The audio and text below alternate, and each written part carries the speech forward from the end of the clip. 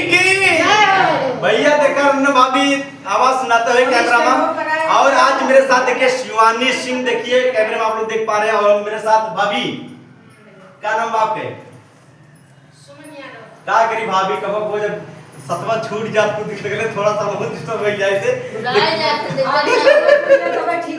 देखिए सुमन यादव और भाभी लगातार शुरू से लेकर लास्ट तक हमारे साथ तक बनी रही और आज भी बनी है। और यही सब अगर नाम ले तो आशा भाभी है, अब देखा रीता भाभी है, रन्नू भाभी है और पुष्पा है है। भाभी का नाम बाप है? यशोदा भाभी है। कितना लिख के नाम पर कितना लिख के बोला हाँ सुंदर है वो तू जाना ना जाने। और देखा का नाम बाप है?